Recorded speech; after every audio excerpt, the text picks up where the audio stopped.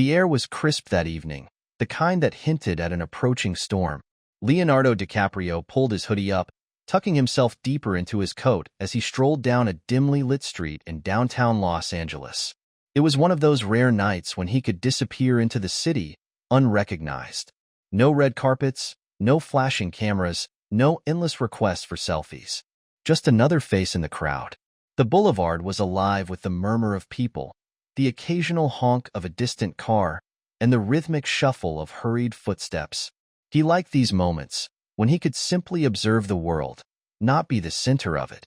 Then, from the shadows near a bus stop, a voice broke through the hum of the city. "Hey man, can you spare $1?" Leonardo turned. A man sat hunched on the sidewalk, his clothes tattered, his hands wrapped around a paper cup that had seen better days. His face was worn with time and hardship, a short scruff covering his jaw, eyes sunken but still holding a flicker of something. Pride, maybe, or defiance. Leo paused. He'd been asked for money countless times before. Usually, he gave. Sometimes, he didn't. It depended on the moment, the person, the feeling in his gut. But tonight, something about this man's voice made him stop. Not desperate, not pleading, just direct. $1? Leo echoed, tilting his head. "Yeah," the man replied, meeting his gaze without hesitation. "Just one." Leo studied him for a beat, his fingers instinctively reaching into his pocket. But something made him hesitate. A single dollar? It was such a small ask. Most people begged for more, rambled about needing bus fare or food, spun some story. But this man just wanted one. Leo's lips curled slightly, the beginnings of a smirk. "What would you do with just $1?" he asked. The man exhaled a short laugh, shaking his head. "A rich guy like you wouldn't get it." Leo's smile faded. The man didn't recognize him. Or maybe he did but didn't care. Either way, something about that response stirred something inside him. For the first time in a long while, Leonardo DiCaprio felt truly intrigued. Leo remained still, his hand halfway in his pocket, fingers brushing against a few crumpled bills, but he didn't take them out. The man in front of him had turned his attention away, as if he had already accepted the probability of rejection and didn't need to beg for attention. He was focused on folding a small, torn piece of paper, his movements slow but precise, as if it was the only thing in the world that required his effort right now. Leo watched him for a moment, his own curiosity growing despite himself. He had met a lot of people, wealthy, powerful, desperate, cunning. But there was something about the way this man carried himself that made him pause. He wasn't begging, wasn't groveling, wasn't trying to earn sympathy. He simply existed, just another invisible person in a city that moved too fast to care. Leo took a step closer, shoving his hands into his coat pockets. "You said a guy like me wouldn't get it. So explain it to me." His voice wasn't challenging, just even. But the man didn't look up immediately. He let out a slow breath, finishing his careful fold before tucking the paper into the inside of his ragged coat. Then he met Leo's gaze again, squinting slightly, studying him in return. "You really want to know?" the man asked, his voice steady, without any trace of amusement or suspicion. Leo gave a small nod, shifting his weight slightly, waiting. The man exhaled, running a hand over his scruffy face before resting his forearms on his knees. $1 is just $1 to you. It's nothing. You don't even think about it. It's what? Loose change, an afterthought? But to me, it's proof. Leo raised an eyebrow. Proof of what? The man smirked slightly, shaking his head like he was about to share something ridiculous, but he answered anyway. That people still see me. That I exist. That I'm not just some blur in the background of a city where no one gives a damn. His tone didn't carry self-pity, just brutal honesty. He tapped his fingers against the rim of his empty cup. "You know how many people walk past me every day, acting like I'm not even here? You know how many just pretend they didn't hear me? It's not even about the money. I ask for $1 because it's small enough that people don't have to think too hard about it, but big enough that if they give it, I know they made a choice. They acknowledged me. That's all." Leo's jaw tensed slightly as he listened. He had never heard it put that way before. People always talked about handouts, about helping, about guilt, about whether giving money to the homeless was right or wrong, about whether it was wasted or needed. But this was different. This wasn't about survival, not really. It was about being seen. It was about proving that someone still mattered, even when the world had decided otherwise. Leo reached into his pocket again, this time pulling out a few folded bills. He held them between his fingers, looking down at them before shifting his gaze back to the man. "So if I give you this, you'll know I see you?" The man looked at the money for a moment before his eyes flicked back to Leo's face.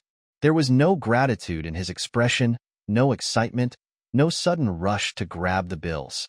Instead, he let out a quiet chuckle, shaking his head. "That's not how it works."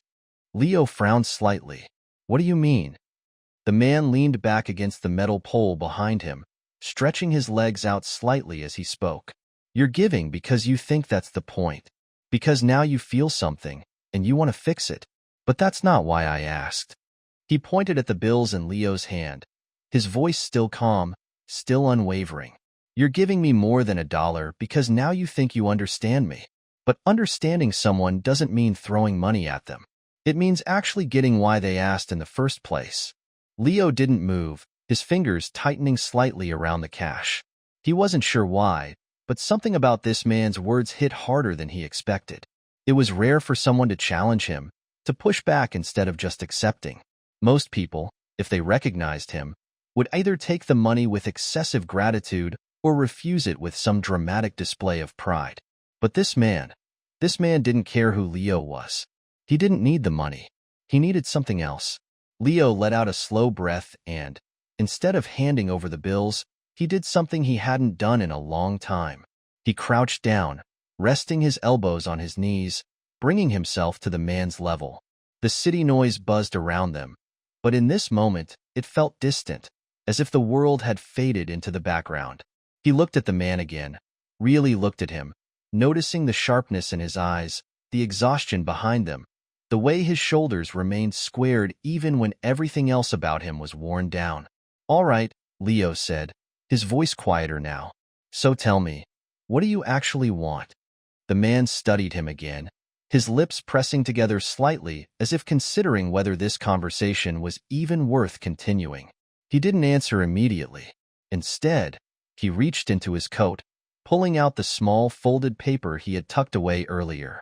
He turned it over in his fingers before extending it toward Leo. Leo hesitated before taking it, unfolding the delicate creases with care. His eyes scanned the words written in careful, deliberate handwriting. It wasn't a plea for help. It wasn't a sob story or some desperate message. It was a name, a phone number, and beneath it, 5 words. "Tell her I'm still here." Leo's breath hitched slightly as he processed the meaning, his eyes flicking back up to the man's face. The man just nodded once, slow and firm, before leaning back again. "That's what I actually want." For the first time since this conversation started, Leo felt genuinely speechless. The money in his hand felt irrelevant now. The request for $1, the small ask that started it all, had never been about money at all. It had been a test, a way to see if someone, anyone, would stop long enough to care. Leo looked at the paper again, then back at the man. The weight of those 5 words settled in his chest, heavier than he expected. He realized now that this wasn't just some fleeting interaction, some forgettable moment. This was something bigger. And for the first time in a long time, Leonardo DiCaprio knew he couldn't just walk away. Leo remained crouched, the small paper resting between his fingers as he processed the weight of what he had just read. The street noise continued around them, indifferent to the significance of the moment. But for Leo, the world had narrowed down to just this. This man, this request, this sudden realization that a simple question had unraveled something much bigger than he had anticipated. He glanced at the man again, searching his expression for some indication of what this meant, of why this mattered so much to him. But the man just sat there, silent, waiting. His face remained steady, unreadable, like he had already prepared himself for the possibility that Leo would shake his head, drop the paper, and walk away. Leo tightened his grip on the note. "Who is she?" His voice was low, careful, as if the wrong tone could break whatever fragile understanding had just formed between them. The man exhaled slowly, running a hand over his face before leaning his elbows onto his knees. "My daughter." His voice was calm, without hesitation, without unnecessary explanation, as if he had spent years reducing this truth to its simplest form. "Haven't seen her in a long time." Leo's jaw tensed slightly as he looked down at the paper again, his mind already cycling through the implications. He could have assumed a lot: estranged relationships, mistakes that had built a wall too high to climb, circumstances that had led to this separation, but he didn't ask any of those things. Instead, he pressed forward with only what mattered. "Does she know you're alive?" The man's lips pressed into a thin line before he answered. "I don't know." He let the words hang for a second before shaking his head. "Last time I saw her, she was 16. Smart kid. Real smart. Used to love reading. Always had her nose in a book. Had dreams. You know? Big ones. But life?" He stopped himself, inhaling sharply, as if whatever he was about to say wasn't something he wanted to finish. He looked away for a moment, his gaze drifting toward the passing cars in the distance. "She stopped looking for me a long time ago." Leo felt something shift inside him, something unfamiliar but undeniable. He wasn't a stranger to complicated family dynamics, to loss, to the quiet ache of distance that could grow between people until it became impossible to bridge. He had seen it in others, felt glimpses of it in his own life, but hearing it from this man, in this moment, stripped of dramatics or self-pity, made it feel more raw than anything he had encountered in years. He tapped the paper lightly against his palm before speaking again. "And you think if I call, she'll listen?" The man gave a small shrug, his expression unreadable. "I don't know. Maybe. Maybe not." He motioned toward the paper, his voice steady. "But if you tell her I'm still here, at least she'll know I didn't disappear completely." He let out a breath, shaking his head. "That's all I want. Just to know she knows." Leo looked at him for a long moment, trying to gauge whether there was anything left unsaid. Anything more the man wanted to add but couldn't bring himself to say. But the silence between them wasn't one of hesitation. It was one of finality. The man had already accepted whatever outcome would come from this. He had given his request, and now the choice wasn't his to make anymore. Leo stood up, the paper still in his hand, his fingers wrapping around it like it held something more than just ink and numbers. He could feel the weight of this responsibility settling in, the understanding that this wasn't just some passing interaction that he could forget by morning. He had a decision to make, and for the first time in a long time, it wasn't one he could take lightly. He exhaled through his nose, his expression unreadable as he nodded once. "All right." The man looked up at him, his eyes sharp, scanning Leo's face as if trying to determine whether that single word meant anything real. He didn't thank him, didn't smile, didn't react with relief. Instead, he just gave a slow nod, as if that was all that needed to be said. Leo didn't offer money. He didn't ask any more questions. Without another word, he turned, slipping the paper into his pocket as he walked away, his mind already shifting toward what came next. The streetlights above cast a faint glow over the pavement, the air still carrying the distant hum of the city, but everything felt different now. He had expected to give $1 and move on. Instead, he had walked away carrying something far heavier than he had anticipated. He wasn't sure if he would make the call, but for the first time in a long time, he knew he couldn't ignore it. Leo sat in the back of his car, the city lights flashing by as his driver navigated through the night. The paper in his pocket felt heavier than it should have, pressing against his leg as if it had a presence of its own. He pulled it out, unfolding it carefully, his eyes scanning the number again, memorizing the way each digit was written. There was nothing special about it, just ink on paper, slightly smudged in one corner. But it represented a choice he wasn't sure he was ready to make. He ran a thumb over the words beneath the number, reading them again. "Tell her I'm still here." It wasn't a plea, wasn't an apology, wasn't even a request for forgiveness. It was just a statement, a fact that had yet to be delivered. His fingers hovered over his phone screen as he considered typing in the number. It wasn't about whether he could do it. He could. The real question was whether he should. He didn't know this girl, didn't know her story, didn't know what she had been through or what her life looked like now. Maybe she had moved on. Maybe she had built a life where her father's absence had become nothing more than a distant shadow, something buried so deep that dredging it up now would do nothing but rip open old wounds. Maybe she had spent years learning how to forget, and maybe, just maybe, calling her would undo all of that in an instant. He exhaled through his nose, locking his phone and shoving it back into his pocket. He wasn't ready. Not yet. The car pulled up to his house, the gates sliding open as the security system registered his arrival. He barely acknowledged the driver as he stepped out, moving toward the door with slow, deliberate steps. The silence inside was familiar, the kind that came with a space too large for one person. He tossed his keys onto the kitchen counter, his movements automatic as he poured himself a drink, but his mind was still back on that street corner, still sitting across from the man who had given him this impossible task. He paced for a while, the glass in his hand barely touched, his thoughts circling the same question over and over. What if she didn't want to hear from him? What if she had spent years building something new, something stable, something that had no place for a father who had vanished into the cracks of the city? He wasn't even sure why he cared so much. He had done his fair share of charity work, had helped people in ways that were measurable, practical. But this wasn't about money or resources. This was personal. And personal was always more complicated. His fingers drummed against the countertop as he finally pulled out his phone again, staring at the blank screen before unlocking it and typing the number in. He didn't hit call. Not yet. Instead, he stared at it, his thumb hovering over the button, his heartbeat steady but his mind racing.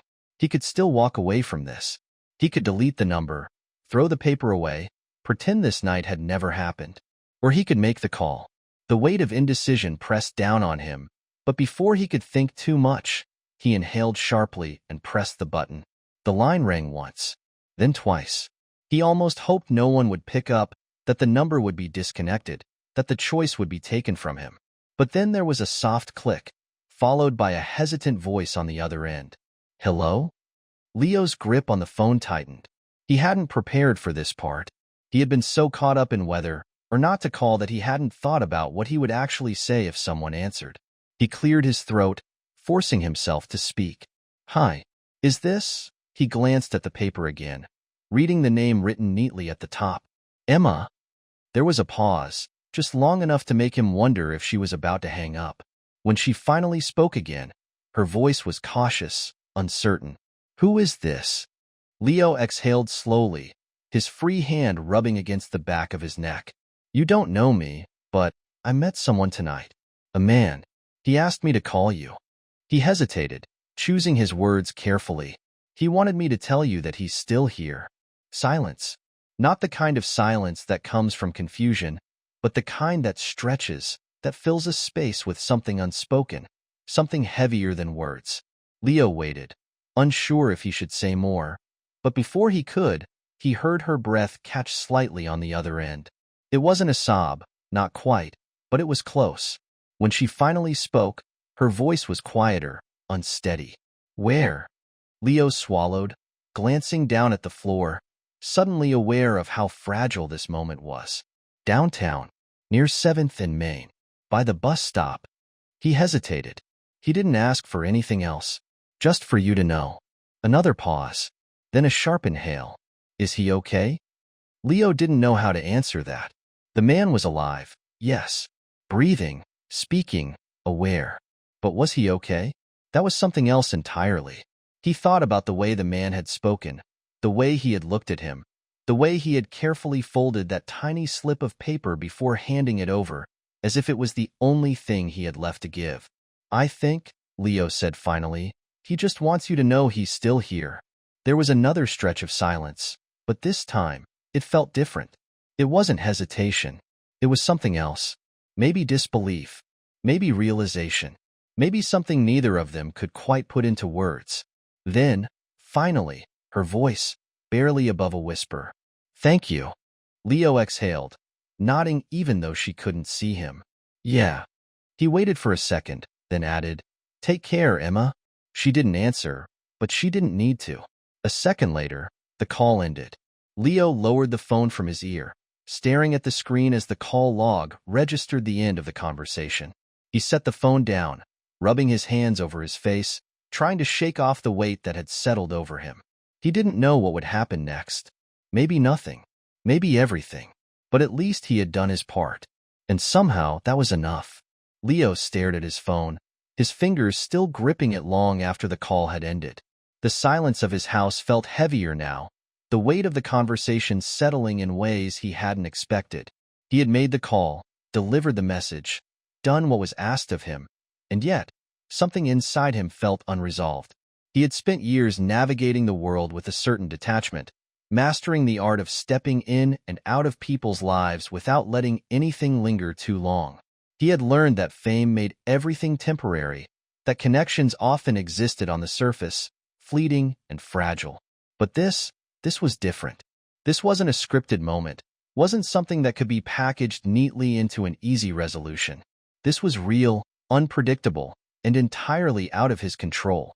He ran a hand over his face, exhaling slowly before setting his phone down on the counter. Maybe that was it. Maybe his part in this was over.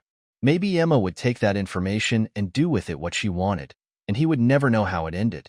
Maybe that was the way it was supposed to be.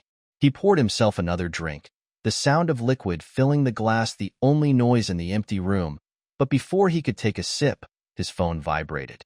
He frowned, setting the glass down and reaching for the device, half expecting it to be a missed call or a text from someone in his inner circle. Instead, it was an unknown number. His stomach tightened slightly. He already knew who it was before he even answered. He pressed the phone to his ear. Hello?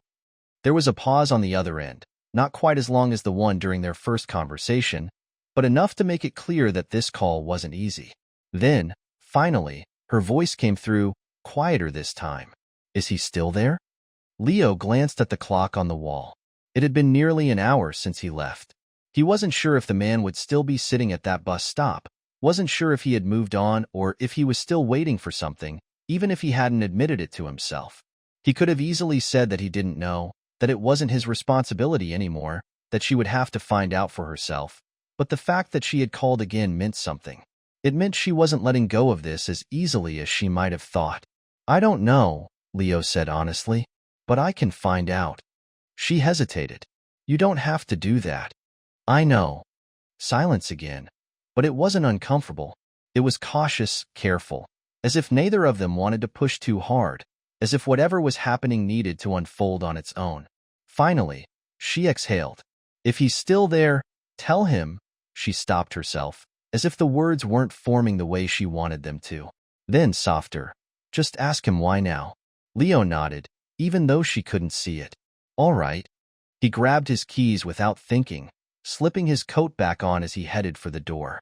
The streets were quieter now, the energy of the city dimming as the night stretched on, but it didn't feel empty. It felt like something was shifting, like a thread that had been left untangled for too long was finally being pulled. He wasn't sure why he was so invested in this. He had no reason to be. But as he drove back towards 7th and Main, he realized that some things didn't need reasons. Some things just needed to be done. The bus stop looked the same as when he had left, the dim streetlight casting long shadows onto the pavement, the hum of the occasional passing car the only sign that the city hadn't completely fallen asleep. And there he was, still sitting there, still in the same spot, still waiting, even if he wouldn't admit it. Leo pulled up to the curb, killing the engine before stepping out. The man barely reacted, only glancing up for a brief second before looking away again, as if he had already expected Leo to come back. He didn't look surprised. He didn't look relieved. He just looked tired. You're back, the man said, his voice neutral. Leo stepped forward, hands in his coat pockets. She called. That got his attention. The man's posture straightened slightly, his fingers tightening around the cup in his hands. His expression didn't change much, but there was something in his eyes now, something that hadn't been there before. A flicker of something unreadable. And she wants to know why now, Leo said, his tone steady. Why, after all this time, did you decide to reach out? The man was quiet for a long moment. Then, without looking up, he spoke. Because I thought I was going to die last week. His voice was calm, but there was something underneath it, something that wasn't there before. He swallowed. his grip on the cup loosening slightly. Got sick. Real sick. Didn't think I was gonna make it. And in that moment, all I could think about was whether she would ever know. He let out a slow breath. And when I didn't die, I realized that I still had a chance to make sure she did. Leo studied him, his own thoughts shifting in ways he hadn't expected. The man wasn't looking for redemption. He wasn't asking for forgiveness. He wasn't even asking for a second chance. He just wanted to exist in her world again, even if it was only as a distant reality, even if she never spoke to him again. He just wanted her to know that he hadn't disappeared completely. Leo nodded slowly. I'll tell her.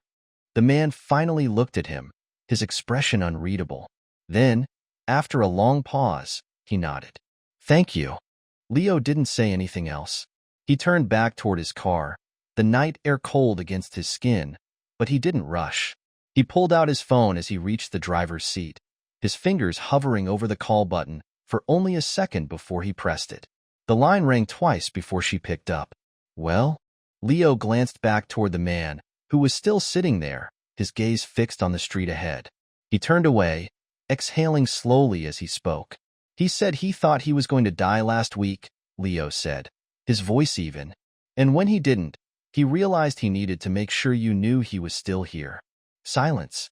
Then, quietly, that sounds like him. Leo waited. He wasn't sure what she would say next, wasn't sure if she was angry or relieved or something in between. But then, after a long pause, her voice came through again, softer this time. Tell him I'll think about it. Leo nodded, a small, almost imperceptible movement, but it was enough. Okay. She didn't hang up right away, and neither did he. But eventually, she whispered, thank you, before ending the call.